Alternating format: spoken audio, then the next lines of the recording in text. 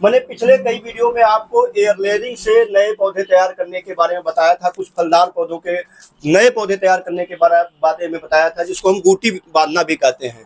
जो मैंने आपको विधियां बताई थी उसमें चाहे हम बात करें नींबू की, संतरे की बात करें या आम की भी एक नई तकनीकी हमने बताई थी कृषि विज्ञान केंद्र बस्ती के जरिए, जिसमें बूटी बांध करके नए पौधे तैयार करने के बारे में वहाँ के एक्सपर्ट ने बताया था। उसमें जिन वस्तुओं की बात की गई थी उसमें से एक वस्तु हमारे हाथ में है, और इसको वैसे तो हम लोग केक के रूप में देख रहे हैं, लेकिन यह जो है एयर लेयरिंग में सबसे ज़्यादा प्रयोग किया जाने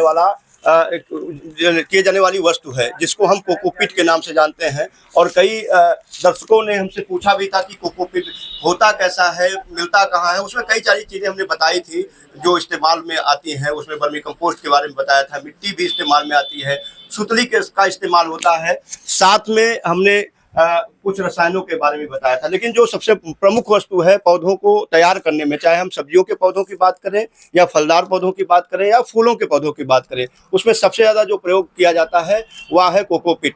या जो है पानी लंबे समय तक सोख करके रखता है, नमी बनाए रखता है, जिससे पौधों को जो मिट्टी से न्यूट्रिशन की जरूरत होती है वो आसानी से मिलती है। क्योंकि मृदा से जो है कई तरह की बीमारियां पौधों में आती हैं, इसलिए जो हाई टेक्नोलॉजी है, इजरायली टेक्नोलॉजी है, जिसको आप बस्ती में जाकर के इंडोजाइल सेंटर में विजिट करके देख सकते हैं, वहाँ पर मिट्टी के बिना पौधों को तैयार किया जाता है, खासकर सब्जियों के पौधों को।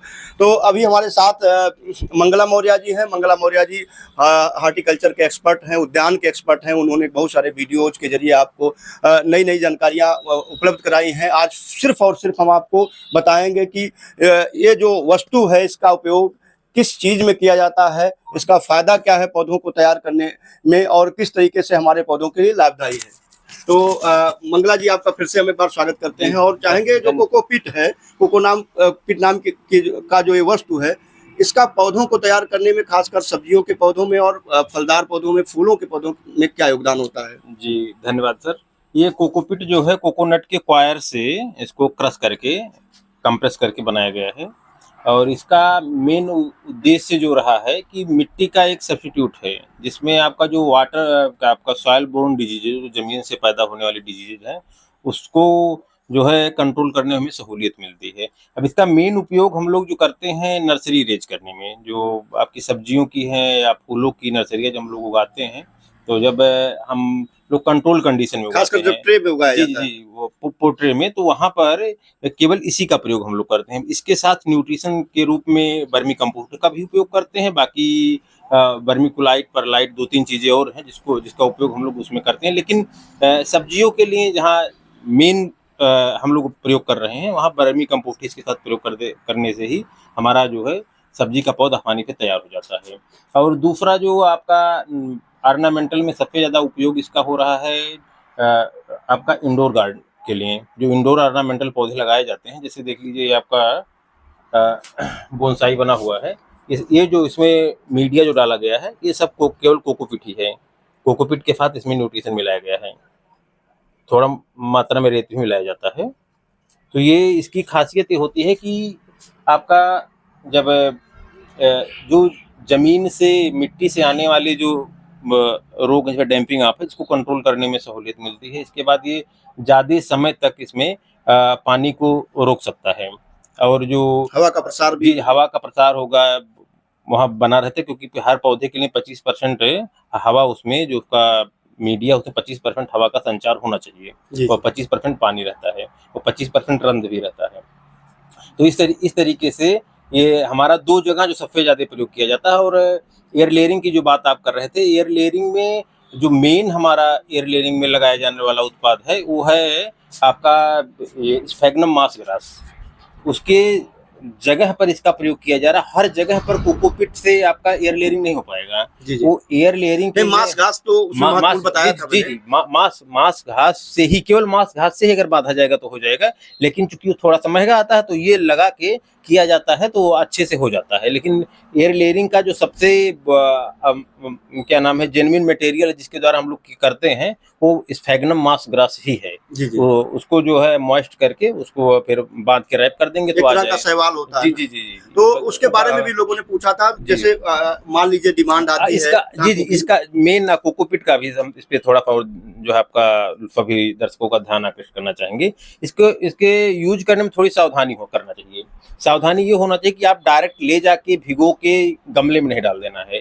इसको कम से कम जो है 12 पे 14 घंटा, 24 घंटा उससे ज़्यादा भिगो दीजिए। आप अच्छे ड्रम में भिगो दीजिए, अभी ये फूल के जो है 3-4 गुना हो जाता है अगर ऐसे। जी, जी। तो इसमें साल्ट रहता है क्योंकि ये जो है मैराइन क्षेत्र से आता है, तो इसमें नमक की मात्रा ज़्यादा रहती है। अगर आप डायरेक्ट किसी पौधे में डाल दीजिए, उसी में उगाने लगे पौधे, तो वो पौधा उगने के बाद भी वो जल जाएगा। जी, जी। तो ध्यान देने की ज़रूरत है, इसको 2-3 वॉश ज़रूर कर लें, 2-3 बार धुल लें, उसमें उसमें जो है लापरवाही ना करें, अन्यथा जो है पौधे सूखने फ़ायदे की की डर है। जगह है नुकसान हो जाएगा। जी, जी। और किसी भी तरीके के गमले जो हम लोग अपने टेरेस पे लगा रहे हैं या फिर आपका अपने सामने घर के सामने पोर्च पे लगा रहे हैं, जहाँ भी लगा रहे हैं, उसमें अगर 1-2-3 इंच की लेयर अगर कोकोपीट के साथ वर्मी कंपोस्ट या फिर गोबर की सड़ी खाद के साथ अगर रख देंगे, एक तो ऊपर से आपका नमी पूरी तरीके से नियंत्रित रखेगा और ठंडी में भी जब ऊपर से इस तरीके का कोई लेयर बना रहता है तो ठंडी से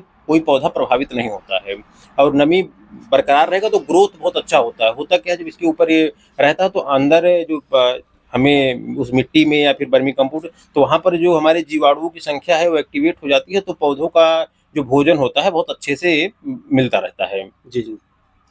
तो अभी हम कोकोपीट के बारे में बता रहे थे। कोकोपीट के बहुत सारे फ़ायदे हैं, खासकर पौधों को तैयार करने में, उसको न्यूट्रिशन देने में, नमी बनाए रखने में, एयर पास करने में, बहुत सारी जगहों पर इसका इस्तेमाल होता है। और टेरेस गार्डन में जब लोग छत पे इस समय खेती कर रहे हैं, सब्जियों की खेती कर रहे हैं, तो मिट्टी का ले जाना आसानी से संभव नहीं होता, तो ये बार-बार ऊपर अपना लगा के उसी को उसमें खाद डाल के रिसाइकिल कर सकते हैं। बहुत कई बार ये चलता रहता है। जी, जी। मान लीजिए टमाटर लगा दिए हैं, बोरी में लगा दिए हैं या ग्रो बैग में लगा दिए हैं, और ग्रो बैग में भी यही ज़्यादा यूज़ किया जाता और है। पानी की जो बार-बार मात्रा रहती है हाँ। उसको भी कम करता है, मतलब बार-बार सिंचाई जी, जी, हाँ, में भी कमी। सिंचाई का जो है कमी करता है, और सबसे ज़्यादा फ़ायदा यही है कि ये लाइट वेटेड होता है, इसमें जड़ों का विकास बहुत अच्छा होता है, न्यूट्रिशन का अपटेक बहुत अच्छा होता है, क्योंकि इसकी जड़ें जो है आप पूरे गमले में, आप जो भी आपका गमला है या फिर क्या नाम ग्रो बैग है और कहीं बोरी में आप लगाए हुए हैं, तो पूरे उसमें जड़ फैल जाता है। लेकिन जब केवल मिट्टी का बात रहे, थोड़ा हार्ड रहती है, तो वहाँ पर जड़ों के विकास में थोड़ी-सी इसकी अपेक्षा थोड़ी समस्या होती है। तो आप भी चाहते हैं कि जो मैंने सबसे अच्छी बात जो केक आप देख रहे हैं, इस केक को आप भी अगर क्रय करना चाहते हैं, तो ऐसे ऑनलाइन जो पोर्टल हैं, बहुत सारे ई-कॉमर्स साइटें हैं, वहाँ पर कोकोपीट आसानी से मिल जाता है। आस-पास के जो बस्ती जनपद के आस-पास के किसान हैं, बागवान भाई हैं, टेरेस पर उगाने वाले पौधे, जो अपने बालकनी में पौधों को उगाना चाहते हैं, घर में बगिया कर रखा है, न्यूट्रिशन गार्डन तैयार कर रखा है, उन लोगों के लिए मंगला मौर्य जी के जो भाई हैं अनूप जी, उनके इस नर्सरी पर आकर के आप सीधे क्रय कर सकते हैं, अगर आप ट्रांसपोर्ट करके यहाँ तक आ सकते हैं। तो उसके लिए मैं आपको नंबर बता दे रहा हूँ मंगला मौर्य जी के ज़रिए, जिस नंबर से आप सीधे संपर्क करके इसको क्रय कर सकते हैं और अपने जो फल, फूल या सब्जियों के पौधे हैं, उनको बेहतरीन न्यूट्रिशन दे सकते हैं इस केक का प्रयोग करके। प्लीज़ नंबर बता दें जिससे लोग सीधे संपर्क कर पाएँ। जी, इस नर्सरी का नंबर है 7985405354, 7985405354। इस पर आप व्हाट्सएप के माध्यम से या कॉल के माध्यम से जुड़ सकते हैं। जो भी जानकारी चाहिए या कोई समस्या होगा का कोई समाधान अगर आप हमसे चाहते हैं, या वो आपको लगता है कि आपकी समस्या का समाधान हमारे इस सेंटर से हो सकता है, तो आप ज़रूर संपर्क करें। तो वीडियो चाहूँगा कि अभी हम लंबे समय बाद वापसी कर रहे हैं और अच्छे-अच्छे वीडियो लाएँगे, दूसरे शहरों से वीडियो लाएँगे, दूसरे ज़िलों में जाएँगे, प्रदेशों में जाएँगे, लेकिन उसके लिए ज़रूरत है आपके प्यार और स्नेह की, और उसके लिए आपको फिर से वही प्यार से देना होगा, फिर से उसी तरह से कमेंट और कोई रीच के ज़रिए हमसे जुड़ना होगा, उसी तरीके से शेयर और लाइक करना होगा, तभी हम अपनी जो तारतम्यता है बना पाएँगे और आपको अच्छी-अच्छी वीडियोज़ उपलब्ध करा पाएँगे।